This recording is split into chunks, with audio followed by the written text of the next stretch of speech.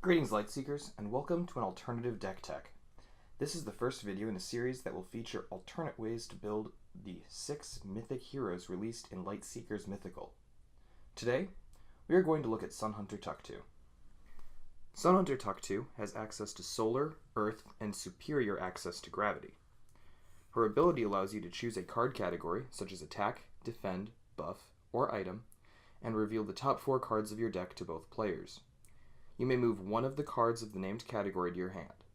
Note, this is not drawing, which will be important to note for later in the video. For this build, I wanted to add tech to the deck for its synergies with a number of the astral cards we are playing. To begin, let's talk about the central strategy of this deck, the combos. We are running 2 cross-order combos, Meteor Shower and Rock Bomb. These are both high burst combos. Rock Bomb does 14 damage the next turn.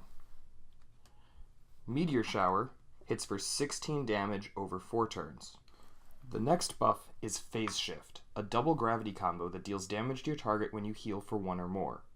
This provides some extra burst damage and helps finish your opponent off. And it also provides double gravity towards another important combo. The last 2 combos are used to pull the other combos back to spike your opponent for even more damage. Time Leap and Reality Rift.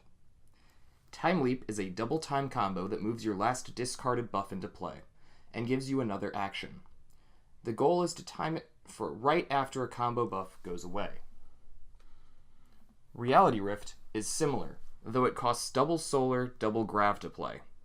The upside is it pulls 3 buffs back. This can be used for some truly catastrophic turns.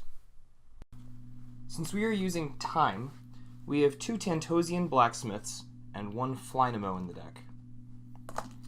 It's common for the first few turns to call Defend with Sunhunter Tuktu's ability to grab a Blacksmith and get access to the extra color. Our last big damage source comes from Time, and is a pair of Time Chambers. This card makes defending deal damage, which is great. We have a total of 14 defend cards and 2 offend abilities to trigger the damage, and it can go pretty deep alone. So now you're probably wondering, how is this enough damage to kill your opponent when they have healing? The answer? Restart your buffs. Yikona Arcaeologist is a fantastic card that allows you to reveal it when you draw it to restart any of your buffs. Remember when we said Tuktu doesn't draw you a card? Unfortunately, that means you can't use her to pull an Archaeologist out of your top 4 to restart your buffs. But that's okay. We have other cards to dig deep for the damage. First up is another time card, Tyrax Historian. This guy draws you 3 cards, giving you 3 chances to hit an Archaeologist. Then, you have to move 2 cards from your hand to your deck. But this doesn't need to be a downside. Simply move any Archaeologist you've drawn back into your deck to reuse their draw ability later. For more draw power, we have a Spectral Guide.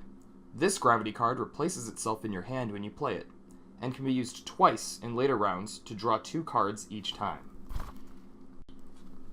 We also have 2 Ancient Miners, a rotating earth buff that draws 1, then 2 cards. In a pinch, it's also a good target to restart with Archaeologist, allow you to rapidly dig for your combos. Finally, we have an Everok Racer. This guy draws you 1 card, and makes your opponent shuffle 3 attack cards back into their deck from their hand. Attack cards are normally buff removal, and getting rid of them can be critical. On the topic of removing attack cards, Blinding Beetle is a great solar card that heals you for 3 and makes your enemy shuffle 2 attack cards back into their deck. The last card for defense is Exteria Defender. This earth buff simply says cancel the next attack against you. This can do everything from preventing damage to stopping your opponent from removing a critical buff. Note, there are other ways for your buffs to be attacked. Storm's buff removal is Thunder Slug, which gets around all of our attack card manipulations. It can be a real pain. Tech has Warp Toad, which returns up to 3 buffs to your hand. Nature has Forest Mender, which returns 2. And Living Whirlpool gives Nature's Storm a defend option to remove all your buffs. All of these cards are defends, so you'll need to play around them. Rounding out our deck, we have 3 solar cards that should be used with care. Sunbeacon is a great card, netting 5 healing and 4 damage, but notice it draws and discards the top of your deck. make sure you know what you are losing with Sunhunter before pitching an important combo or an Archaeologist. Also, note there are only 5 solar cards, and Reality Rift requires 2. If we aggressively use them, your best card may be stranded in your hand. For a bit more healing, we have 2 Enchanted Soils. These heal for a lot, and are great at triggering phase shift, and are good to use our next card on. Clockwork Construct. This defend card swaps a buff in play with 1 in your discard. Note these cards go to where the other was, not the rightmost buff location like a normally played buff, or the top of the discard. Unfortunately, it cannot pull combo buffs back, but it can bring back card draw, attack protection, or a Time Worm. Time Worm is a buff that pulls back your most recently discarded combo. Optimally, this pulls back Reality Rift, which, when used, pulls back the Worm the turn after, and a Rock Bomb. Mainly, this is another way to loop your hard-hitting combos. Finally, to round out Gravity, we have 3 Pathfinders and a Zepplin Scout. Zepplin Scout allows you to set up Archaeologist draws, as it lets you look at your top 6 cards of your deck and put them back in any order. Need a buff reset now? Put it on top, pass, and draw it. Your ordering here can be important, as mistiming a draw can cause a buff to expire or an Archaeologist to be drawn too early. And if you don't like the top 6, Zepplin Scout allows you to shuffle your deck.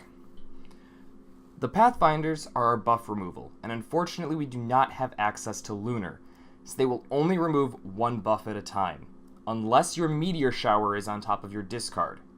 This is because cross-order cards count as all elements of each order. The limitation means you need to be very disciplined with what you remove. And that's it!